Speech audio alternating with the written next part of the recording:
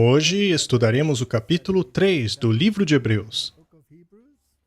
Acredito que ficará bastante evidente que o livro de Hebreus é a respeito da substância, Jesus Cristo, para quem todas as sombras apontavam. O desejo de Paulo era convencer os seus compatriotas hebreus, assim como todo o restante do planeta, a respeito da centralidade de Jesus Cristo. Este também é o desejo dele no capítulo 3. Eu intitulei o estudo de hoje como Maior que Moisés. Mas antes de continuarmos, vamos orar. Querido Pai, ao estudarmos os escritos de Paulo, pedimos que o Senhor nos ilumine com sabedoria e o Teu Espírito. Há grandes verdades pertinentes escondidas nessas linhas. Eu peço que o Senhor nos ajude a enxergar aquilo que é essencial para nós e para o nosso tempo. Em nome de Jesus, amém. Ao lermos o capítulo 3, veremos que ele está em contraste com o capítulo 4. O capítulo 4 é a respeito do descanso de Deus, mas o capítulo 3 fala daqueles que não entraram nesse descanso. Dessa forma, é um capítulo muito importante, pois ele nos dá pistas de quais são os perigos pelo caminho e das armadilhas que Satanás armará para aqueles que quiserem caminhar pelo caminho estreito. Como eu disse, o capítulo 3 contrasta com o capítulo 4, que fala sobre o descanso. Se nossa experiência não transcender aquela do capítulo 3, permaneceremos numa terra árida e jamais encontraremos o descanso prometido. Infelizmente, muitos cristãos parecem determinados a repetir a história de Israel, escolhendo entre dois extremos a fim de achar a terra prometida. Ou acreditam que a benevolência de Deus as salvará em seus pecados, ou procuram entrar no reino de Deus através de suas próprias obras. Nossas escolhas durante a jornada no deserto determinarão o resultado final. Dos 600.000 homens, sem contar mulheres e crianças, que atravessaram o Mar Vermelho, apenas 2 entraram na terra prometida. Pense nesse número, 2. Portanto, o capítulo 3 é um capítulo muito importante para nós, com relação à maneira pela qual devemos encarar esta experiência. Hebreus capítulo 3, verso 1. Portanto, santos irmãos, participantes do chamado celestial, considerem o apóstolo e sumo sacerdote da nossa confissão, Jesus Cristo. Eu amo como ele coloca Jesus Cristo no centro de qualquer assunto sobre o qual ele trate. Que foi fiel ao que o constituiu, como também foi Moisés em toda a sua casa. Pois esse homem é tido por digno de tanto maior glória do que Moisés. Aquele que construiu a casa tem muito mais honra do que ela. Era o desejo de Paulo explicar aos seus companheiros hebreus qual era a posição de Jesus Cristo? Pois eles estavam tão presos às sombras, aos tipos, que eles não podiam ver o antítipo, não enxergavam a substância. Esse era o desejo de seu coração. Se ao menos eles pudessem entender que a substância estava lá desde o início e as sombras apenas apontavam para ela. Eles estavam tão focados em Moisés que pensavam que se seguissem tudo o que ele falou, já era o suficiente. Mas eles perderam a substância. É por isso que ele diz que Jesus é mais importante do que Moisés. Ele é digno de mais honra porque Jesus construiu a casa. Ele é a substância daquelas sombras. Ao analisarmos as atitudes dos fariseus, na tentativa de compreendermos sua mentalidade, isso se torna bastante claro ao analisarmos a situação em que Jesus curou aquele homem que tinha nascido cego. E quando ele finalmente foi aos fariseus, a Bíblia nos diz em João 9:28 o seguinte: Então o insultaram e disseram: Você é discípulo dele, se referindo a Jesus. Mas nós somos discípulos de Moisés. Era disso que Paulo queria tratar. Como ele poderia fazer com que entendessem a substância de forma a distingui-la das sombras? Eles disseram: Sabemos que Deus falou a Moisés, mas quanto este, nem sabemos de onde ele vem. O homem respondeu: Ora, isso é extraordinário. Vocês não sabem de onde ele vem? Contudo, ele me abriu os olhos. Foi esta mentalidade que Paulo teve que enfrentar. Em Mateus 12, verso 6, é dito: Pois eu vos digo que aqui está quem é maior do que o templo. Ele não apenas era maior que Moisés, ele era maior do que o templo, já que toda a tipologia do templo era uma sombra que apontava para Cristo. Mateus 12, verso 41 diz: Os homens de Nínive se levantarão no juízo com esta geração e a condenarão, pois eles se arrependeram com a pregação de Jonas. E eis aqui alguém que é maior do que Jonas. Jesus era maior do que Moisés, maior do que o templo e maior do que os profetas. Mateus 12, verso 42. A rainha do sul se levantará no juízo com esta geração e a condenará. Pois ela veio dos confins da terra para ouvir a sabedoria de Salomão. E eis aqui alguém que é maior do que Salomão. Ele, portanto, era maior do que as ofertas tipológicas do templo e maior até mesmo do que a construção do templo, uma vez que cada porção dele referia-se a Jesus. Também é maior do que todos os profetas e até mesmo do rei mais majestoso que Israel já teve.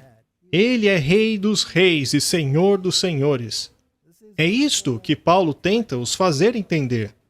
Ele era maior do que a lei cerimonial, maior do que os profetas e maior até mesmo do que os reis. Hebreus 3, verso 4 diz: Pois cada casa é construída por um homem, mas aquele que constrói todas as coisas é Deus. Precisamos entender a grandiosidade disso, pois em Colossenses 1,16 é dito: Porque nele foram criadas todas as coisas que há nos céus e na terra, visíveis e invisíveis, sejam tronos, sejam dominações, principados, sejam potestades. Tudo foi criado por ele e para ele. De acordo com Paulo, aquele que faz todas as coisas, e aliás, ele está se referindo a quem? A Jesus Cristo, que segundo ele é Deus. Este é um ponto muito importante. Nós tratamos disso já no capítulo 1, mas aqui ele reitera isso. Moisés foi verdadeiramente fiel em toda a sua casa, mas como um servo, dando testemunho do que haveria de ser dito no futuro. Ele, portanto, estava dizendo aos hebreus: sim, verdade, Moisés foi fiel, mas ele era só um servo. Já Cristo, como filho sobre a sua própria casa, a qual casa somos nós, se tão somente conservarmos firme a confiança e a glória da esperança até o fim. Veja como ele contrasta constantemente a sombra com a substância, a sombra a substância. E ele insiste aos hebreus que abracem a substância. O verso 7 diz: portanto, como diz o Espírito Santo, se ouvirdes hoje a sua voz, não endureçais os vossos corações, como na provocação, no dia da tentação no deserto. Aqueles não entraram no descanso. Mas Deus deseja que o seu povo entre no descanso. Portanto, se você ouvir a voz de Deus hoje, não endureça o vosso coração, como fizeram eles no dia da tentação. Esta citação é de Salmos 95:8 e é repetida em Hebreus capítulo 3, verso 15. E então, mais uma vez, em Hebreus capítulo 4, verso 7. Será que Paulo quer enfatizar um ponto aqui? Veja que ele diz: não endureçais o vosso coração. O verso 9 diz: quando seus pais me tentaram e me provaram e viram por 40 anos as minhas obras, por isso me indignei contra aquela geração e disse: estes sempre erram em seu coração, não conheceram os meus caminhos. Assim jurei na minha ira que não entrarão no meu repouso. Precisamos discutir as razões pelas quais eles não entraram no descanso do Senhor.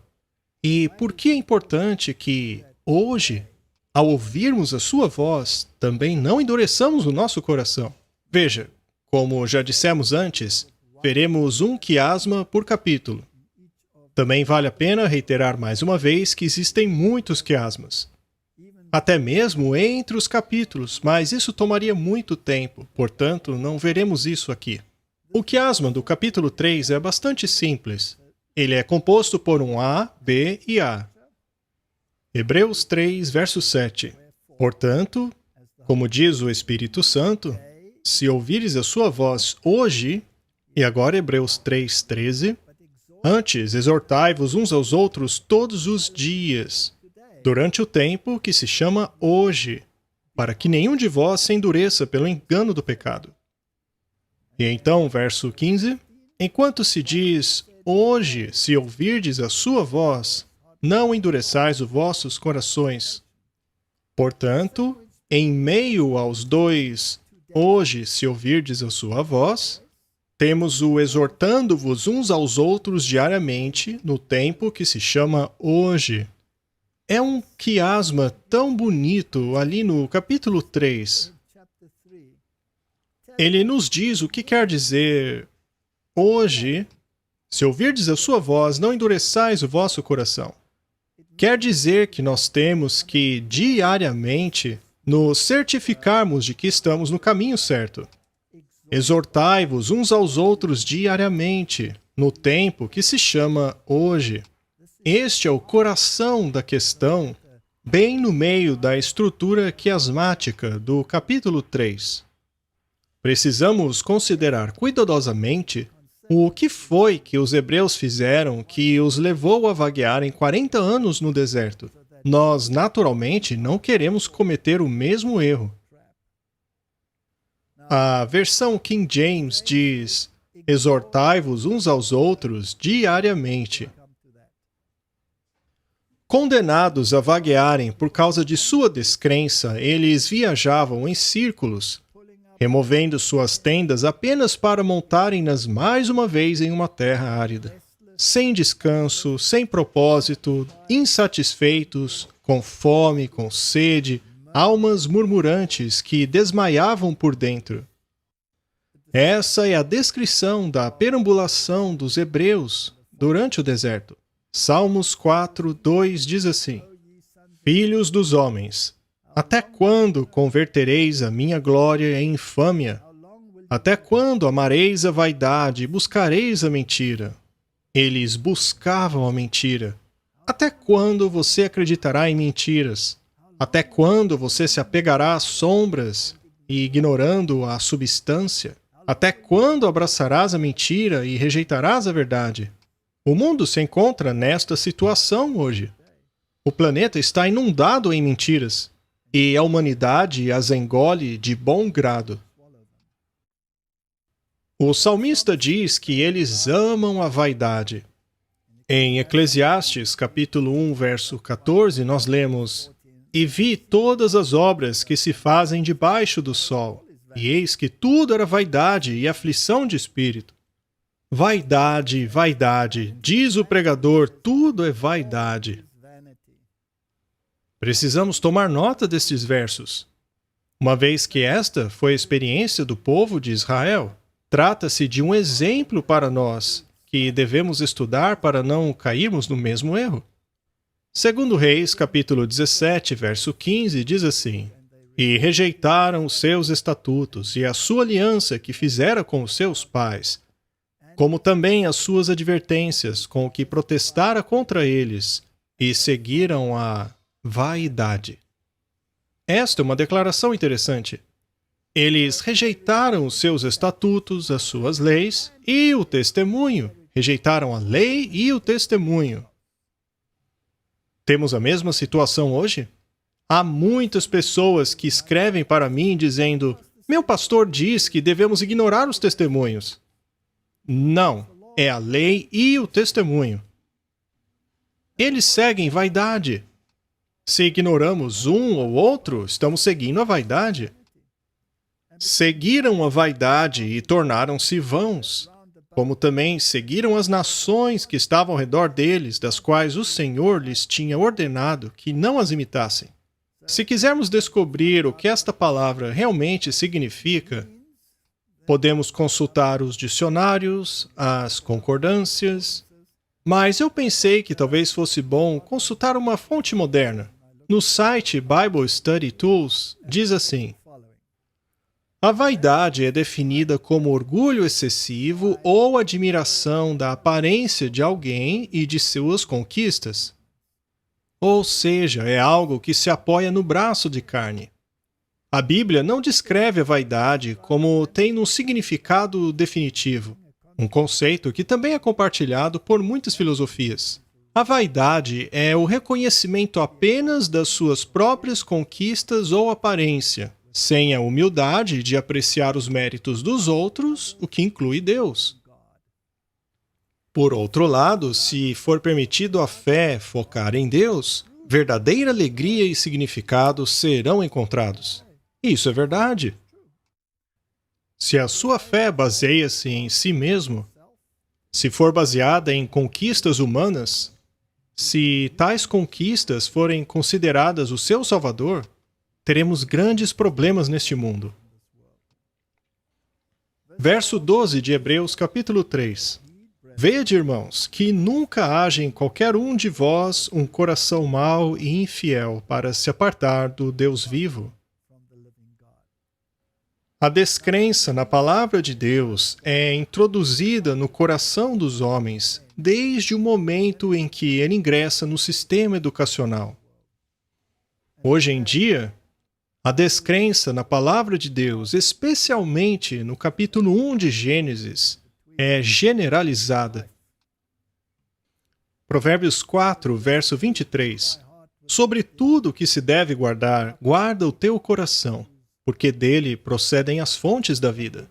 1 Pedro 4, verso 7 diz: já está próximo o fim de todas as coisas, portanto, sede sóbrios e vigiai em oração. O ceticismo entre os crentes pode geralmente ser traçado até a negligência em orar. Primeiro eles se afastam de Deus e então o negam. É assim que funciona. Primeiro as pessoas negligenciam a oração, ou seja, deixam de ter uma comunicação pessoal com Deus. Ele então é rejeitado, colocado de lado.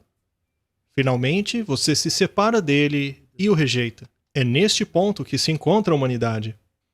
É hora de nos conscientizarmos disso e aplicarmos um esforço consciente a fim de voltarmos a ter um relacionamento íntimo com Deus. Precisamos aprender a confiar e não murmurar. Os israelitas murmuraram sobre 3 coisas. Murmuraram a respeito de pão e de carne. Número 2, murmuraram a respeito de água. Número 3, murmuraram contra sua inabilidade de conquistar. Veja, existe algum problema com água? Ou mesmo pão? Não. Então, por que eles estavam murmurando? Eles queriam conforto pessoal, mas negligenciaram os aspectos espirituais do pão espiritual e da água espiritual. Eles murmuravam porque não tinham a capacidade de conquistar por sua própria força. Este é o problema da humanidade. Existem religiões inteiras que não fazem nada além de tentar conquistar com sua própria força. É por isso que o mundo se encontra na situação em que está. Para eles, a solução desses 3 problemas estavam em retornar às panelas do Egito ou então conquistar o inimigo através da sua própria força. Ao darmos uma olhada no mundo hoje e nos filmes que estão sendo lançados, não fica absolutamente claro que a humanidade quer resolver os seus próprios problemas, seja por meio de força ou da ciência? Vamos olhar agora esse pão do céu. Naturalmente, estamos falando do maná. Lemos em Êxodo, capítulo 16, verso 1, o seguinte: E partindo de Elim, toda a congregação dos filhos de Israel veio ao deserto de Sim, que está entre Elim e Sinai, aos 15 dias do 2º mês, depois de sua saída da terra do Egito. Ora, Êxodo 16, verso 2: E toda a congregação dos filhos de Israel murmurou contra Moisés e contra Arão no deserto. Isso foi apenas 2 meses depois. E os filhos de Israel disseram-lhes: Quem dera tivéssemos morrido na mão do Senhor na terra do Egito, quando estávamos sentados junto às panelas de carne, quando comíamos pão até fartar. Porque nos tendes trazido a esse deserto para matardes de fome toda essa multidão. E então disse o Senhor a Moisés: Eis que vos farei chover pão dos céus, e o povo sairá e colherá diariamente a porção de cada dia, para que eu prove se anda em minha lei ou não. Então, esta é a questão. Eles murmuravam a respeito de comida e carne. E quando caiu o pão, até isto eles desprezaram. Números 11, 6 diz assim: Agora nossa alma está seca. Não há coisa nenhuma senão esse maná diante dos nossos olhos. Se desprezarmos o pão que vem do céu, não resta cura para a fome da alma. Imagine que você desprezasse este pão. Este pão que estamos estudando agora mesmo, aqui no capítulo 3. Estamos dando uma olhada na condição do mundo hoje e vendo como entrarmos no descanso de Deus. Precisamos aprender lições retiradas deste livro. Agora vejamos o problema deles com a água. Leremos Êxodo 17, versículo 1. Depois, toda a congregação dos filhos de Israel partiu do deserto de Sim pelas suas jornadas, segundo o mandamento do Senhor, e acampou em Refidim, e não havia ali água para o povo beber. Então brigou o povo com Moisés e disse: Dá-nos água para beber. E Moisés respondeu: Por que brigam comigo? Por que tentam o Senhor? Ali o povo teve sede de água e murmurou contra Moisés, dizendo: Por que você nos fez subir do Egito para nos matar de sede, a nós e aos nossos filhos e todo o nosso gado? Eu acredito que a humanidade está morrendo de sede. Ela vai murmurando e reclamando em sua jornada, já que nunca aprendeu a beber desta fonte aqui. A humanidade coloca neste livro a sua própria interpretação e depois se pergunta por que a sede continua.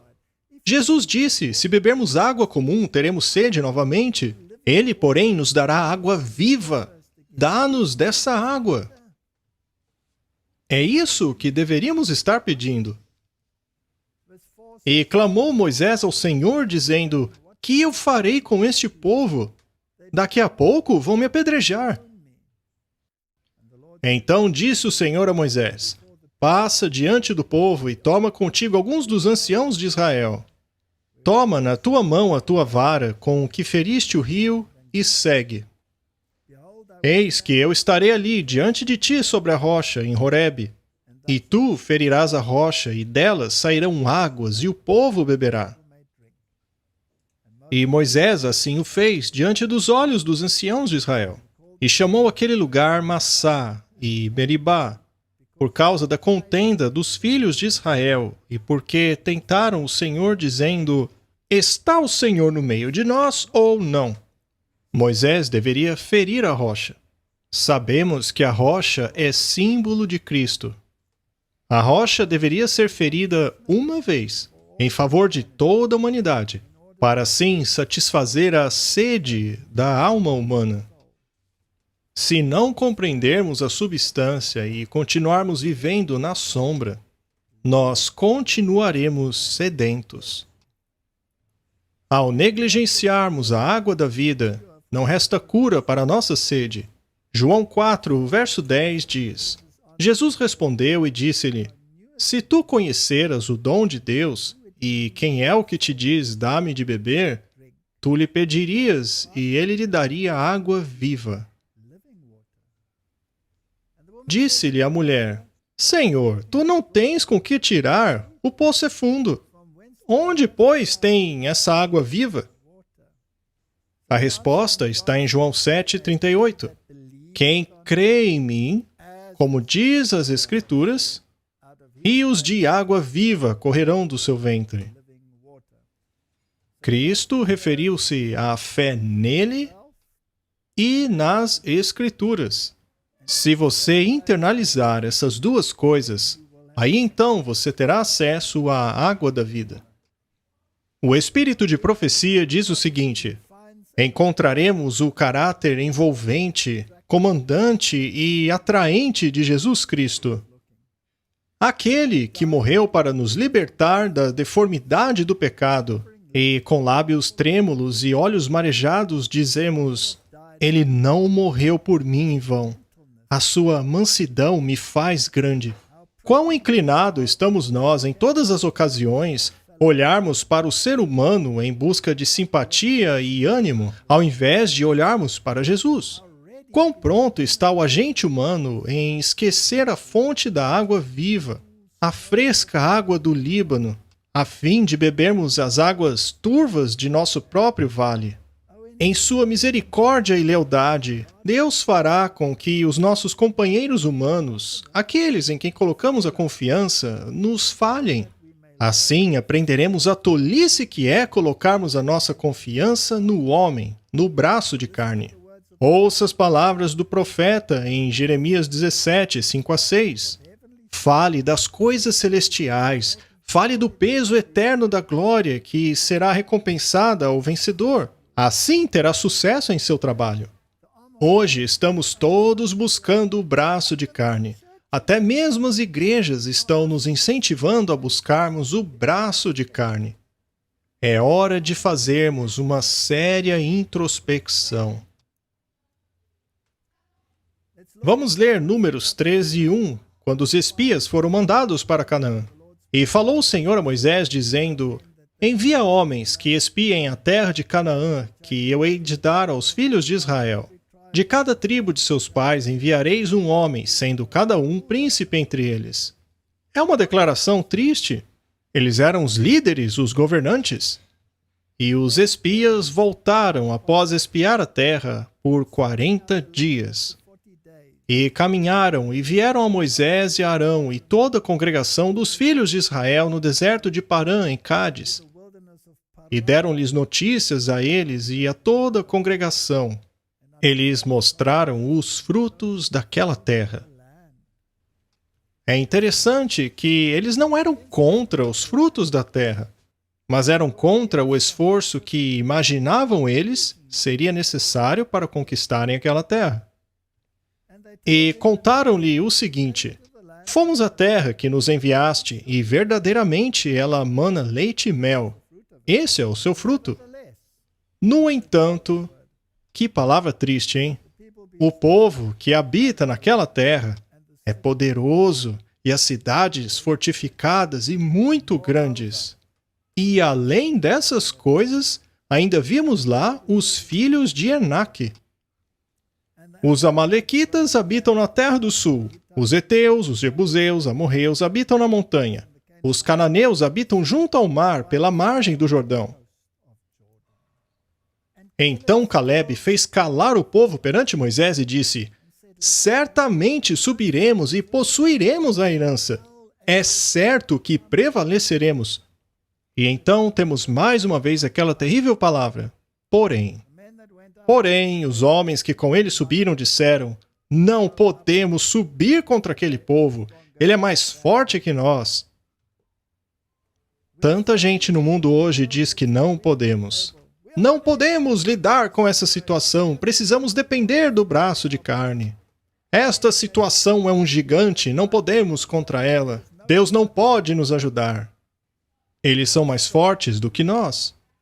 E então infamaram a terra que tinham espiado, dizendo aos filhos de Israel: a terra pela qual passamos a espiá-la é terra que consome os seus moradores. Todo o povo que vimos nessa terra são homens de grande estatura. Trazendo para os dias de hoje, são os cientistas do mundo. São mentes brilhantes, não podemos ir contra o pensamento comum do mundo. Além disso, os religiosos estão junto com eles, não podemos contrariá-los.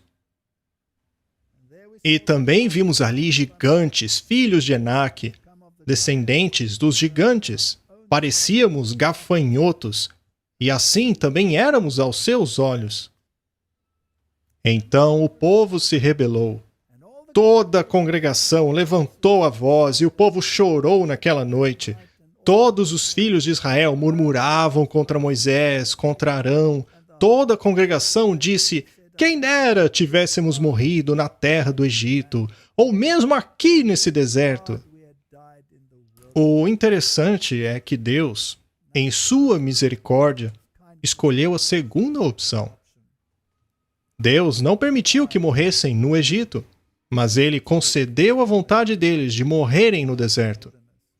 Será que queremos morrer no deserto?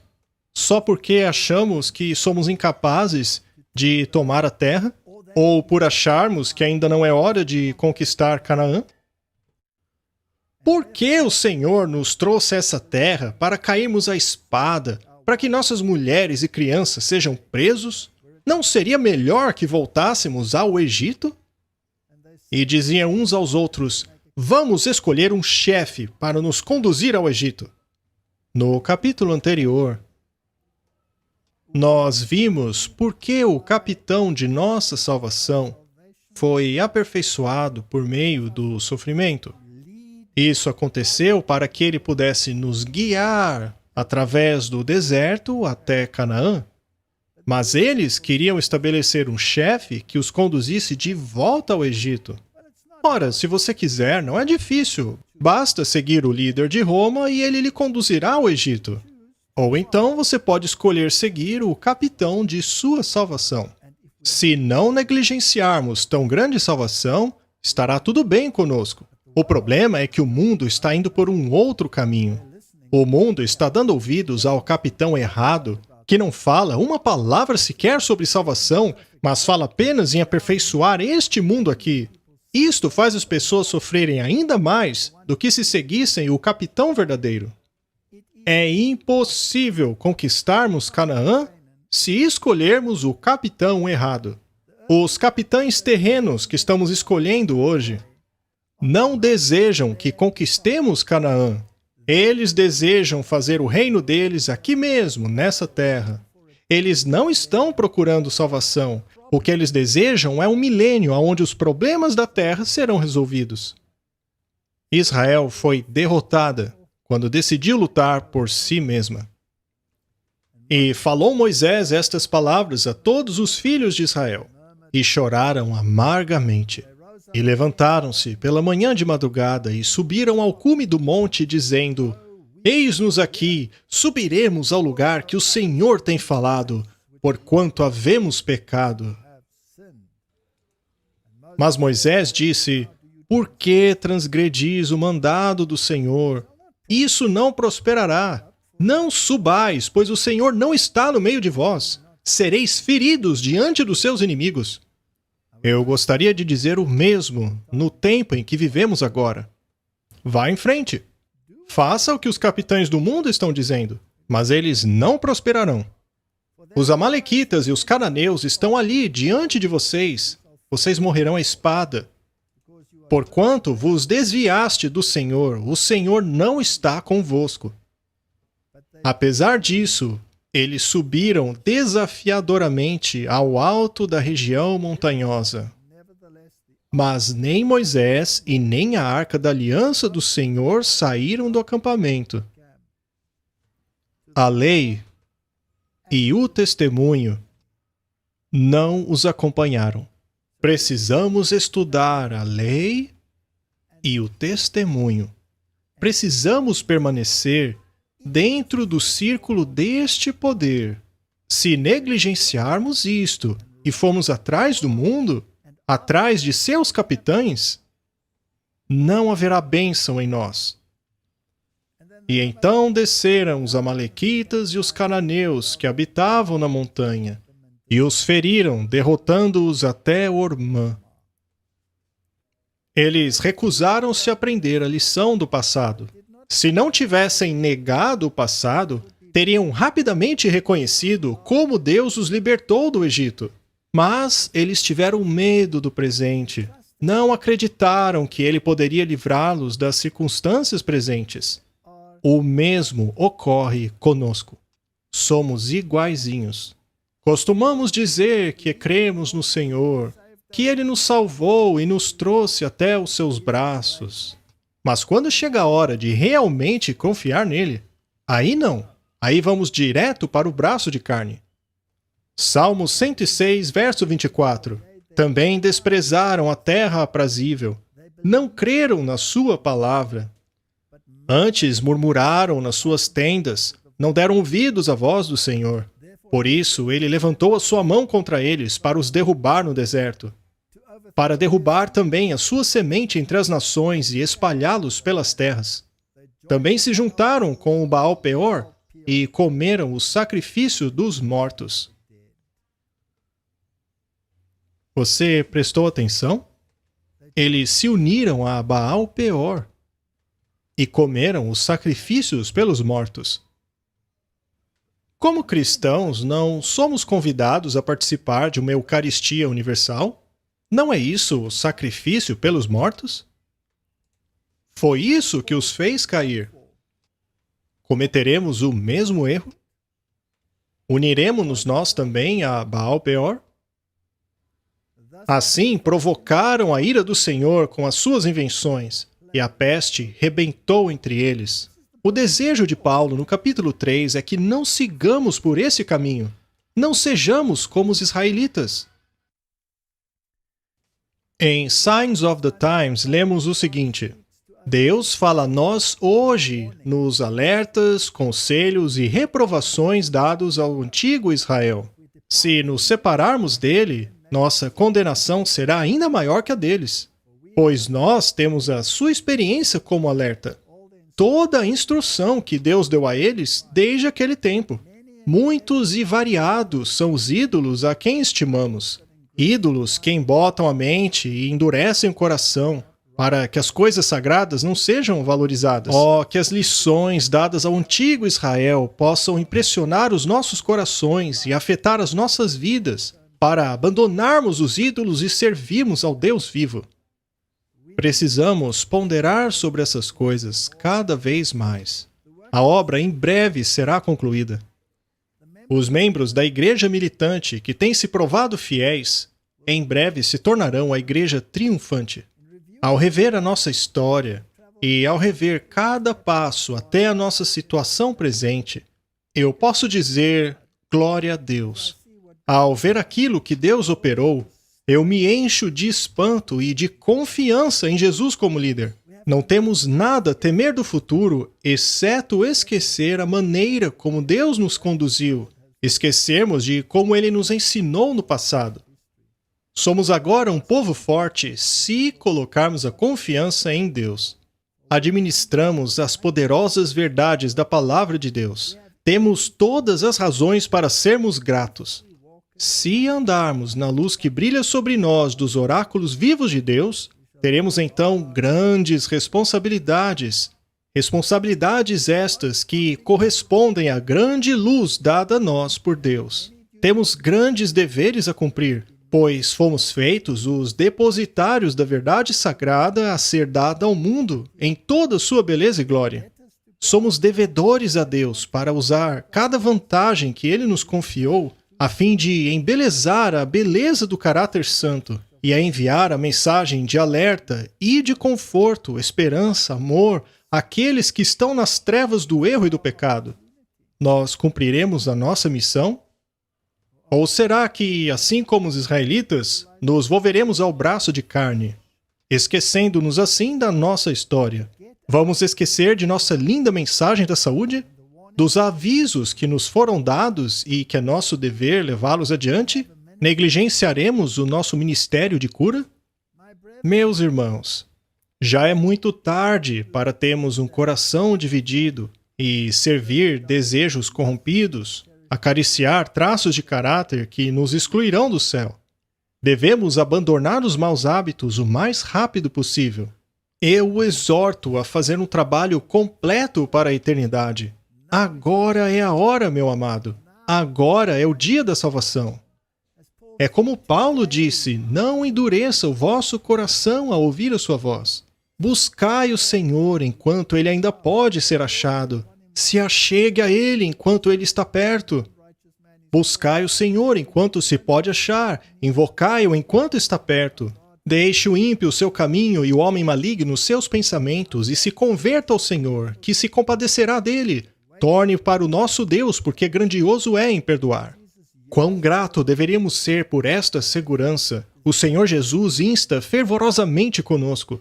No entanto, pereceremos se nos afastarmos de Deus e colocarmos nós mesmos no poder do inimigo. Deus proibiu o seu povo de permanecer no terreno de Satanás. Nosso Deus construiu em torno de nós um muro de proteção, para não sermos expostos às tentações que nos assediam de cada lado. Agora é a hora de dar ouvidos a este conselho. É a hora de beber água viva da palavra de Deus. Muitos de nós se encontram no mesmo perigo que a antiga Israel. Ele os trouxe para fora do Egito, mas não confiaram nele para trazê-los até Canaã. Ele nos tirou das trevas até a sua gloriosa luz. Mas continuaremos confiando nele para que ele nos leve a Canaã? Suportaremos nós a pressão que nos virá? A maior necessidade do mundo. A maior necessidade do mundo é a de homens. Homens que não se comprem ou se vendam. Homens que, no íntimo de suas almas, são honestos e verdadeiros. Homens que não tenham medo de chamar o pecado pelo seu nome. Homens cuja consciência é tão leal ao dever quanto a agulha é ao polo. Homens que permanecem pelo direito, ainda que caiam os céus. Eu devo dizer que recentemente eu tenho me encorajado. Apesar de ter havido uma época em que parecia praticamente impossível ver jovens permanecerem firmes pela verdade, ainda que caiam os céus. Eu também desejo ver os líderes permanecerem firmes pela verdade, assim como a agulha pelo polo. Mas eu vejo jovens médicos missionários, vejo jovens que não passaram anos e anos cursando teologia na faculdade se levantarem para soar a trombeta. Que venham mais e mais e mais deles. Cuidado com a dureza de coração se espalhando entre nós. E Jesus, respondendo, disse-lhes: Foi pela dureza dos vossos corações que ele deixou escrito este mandamento. Romanos 2, verso 5. Contudo, por causa da tua teimosia e do teu coração obstinado, você está acumulando ira contra si mesmo, para o dia da ira de Deus, quando se revelará o seu justo julgamento. Hebreus 3, verso 13. Antes, exortai-vos uns aos outros, todos os dias, durante o tempo que se chama hoje, de modo que nenhum de vocês seja endurecido pelo engano do pecado. Este é o objetivo do capítulo 3. Mas essa pequena palavra aqui em Hebreus 3, verso 13, é muito interessante. Exortem-se uns aos outros diariamente. Veja, não são todas as Bíblias que traduzem assim. Vamos, mais uma vez, recorrer ao dicionário para ver a definição dessa palavra. Qual é a definição da palavra exortar? Quer dizer incitar por meio de conselho ou argumento. Instar fortemente. Por exemplo, exortar as pessoas a fazerem a coisa certa. Dar avisos ou conselho. Fazer apelos urgentes. Este é o sentido. Fazer um apelo urgente, apresentar argumentos fortes, convencer as pessoas, dar argumentos bons a elas. Isso é o significado de exortar. Se formos a um dicionário grego para ver a definição, é chamar alguém de lado, é evocar alguém, é direcionar a palavra, é falar a alguém, é dar instruções, admoestar, exortar, implorar, pedir, insistir, apelar, consolar, encorajar, fortalecer, confortar, ser consolado, encorajar, fortalecer, exortar, confortar, encorajar. Em outras palavras, é basicamente implorar alguém, por meio de fortes argumentos, a aceitar a verdade. Vejamos agora o que diz a Nova Versão Internacional. Hebreus 3,13 diz: Encorajem-se uns aos outros todos os dias, durante o tempo que se chama hoje, de modo que nenhum de vocês seja endurecido pelo engano do pecado. Vamos às páginas que nos dão comentários bíblicos para ver como eles enxergam esta palavra encorajar. Temos aqui uma página interessante que diz assim: qual é a diferença entre exortação e encorajamento? Exortação é uma forma de ensino. Ou seja, sim, você está encorajando as pessoas, mas por meio de argumentação forte para que elas tomem uma posição. É uma forma de ensino que o encoraja a seguir os passos dados pela palavra de Deus. Encorajamento é praticamente dizer a alguém que eles estão indo bem. Você viu só? Não é interessante? Encorajar alguém é dizer a esta pessoa: parabéns, você está indo muito bem. Isso é bem diferente de exortar. Exortar é alertar, é instar, é convencer com bons argumentos. Na verdade, a Nova Versão Internacional nos manda dizer aos outros para continuarem exatamente do jeito que estão. Por outro lado, a versão King James nos manda dizer às pessoas para mudarem de caminho. É exatamente o oposto. Hebreus 3, verso 14. Porque nos tornamos participantes de Cristo se retivermos firmemente o princípio da nossa confiança até o fim. Enquanto se diz hoje, se ouvirdes a sua voz, não endureçais os vossos corações. Nós já falamos sobre isso na estrutura quiasmática. Nós endurecemos gradualmente o nosso coração. É o escutar, mas não obedecer, que nos leva ao endurecimento do coração. O endurecimento nos leva a justificar a atitude de alguém. E essa justificação nos leva à rejeição. E a rejeição nos leva à perdição. Eu acho que deveríamos considerar isto.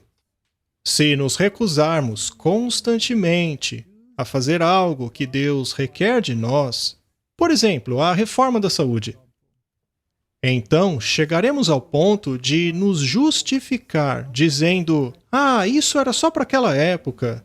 Na verdade, criar qualquer desculpa para não fazer aquilo que Deus requer que façamos, este caminho finalmente nos levará à perdição.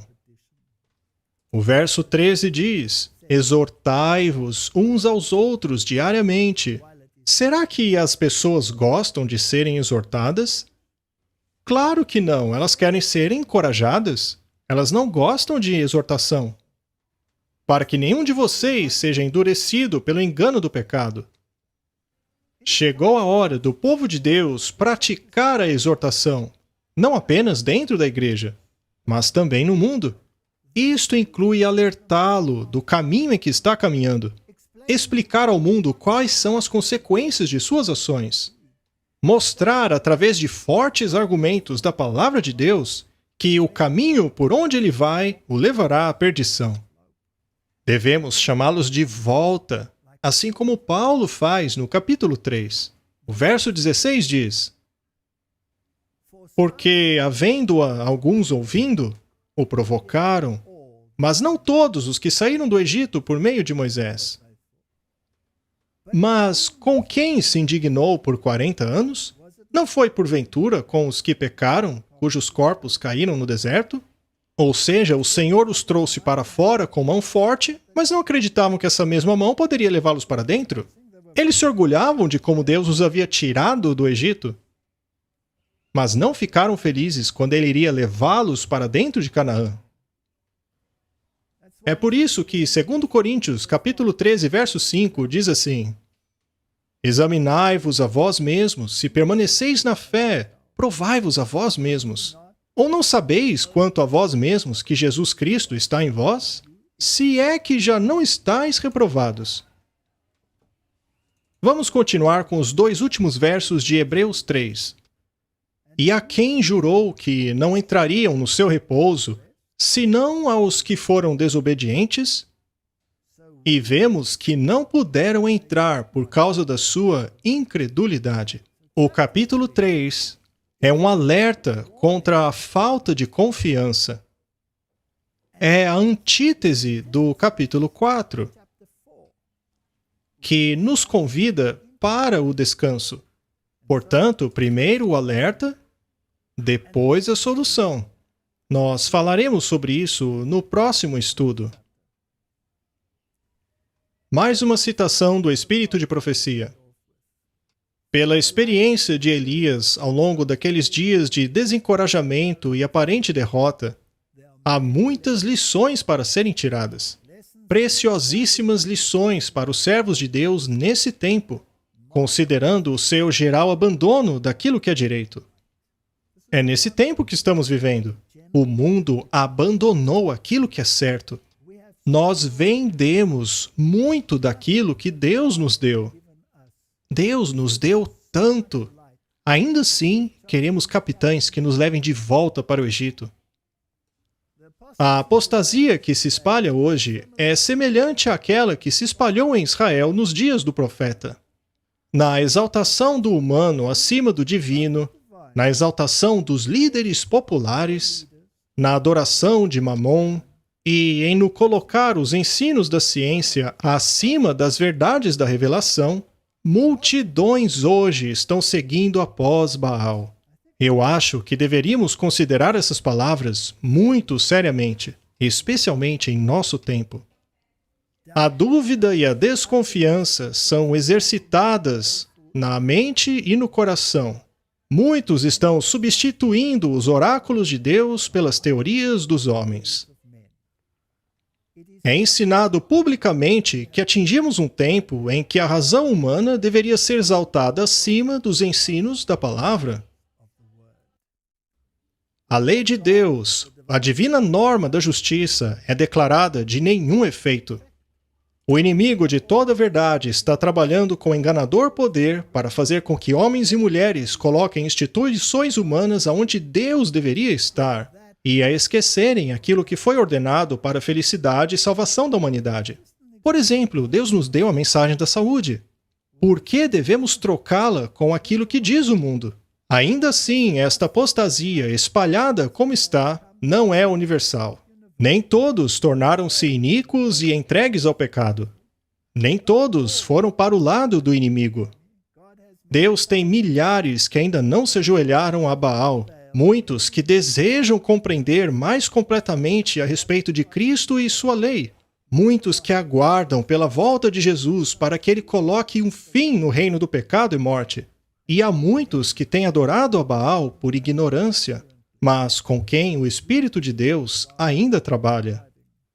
Meus irmãos e irmãs, ao nos aproximarmos dos momentos finais da história da Terra, não seria a hora de exortarmos as nações, o nosso próprio povo, os exortarmos a permanecerem firmes, a trabalhar, a aceitarem o alerta dado em Hebreus 13.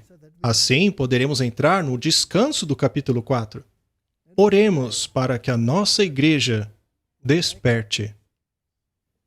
Para assim podermos dar o sonido certo à trombeta e exortarmos as nações que ainda não compreenderam completamente isto, mas que anseiam por compreender. Exortemos o mundo para ter um relacionamento com Jesus Cristo, para assim fazer parte do descanso sobre o qual falaremos no próximo capítulo. Vamos orar. Querido Pai, é necessário darmos atenção aos avisos e não apenas às promessas dadas na Palavra de Deus. Obrigado pelo capítulo 3. Ele nos convida a darmos uma reviravolta em nossa vida. Nos convida a seguirmos as pegadas daquele que caminhou antes de nós. Em nome de Jesus, amém.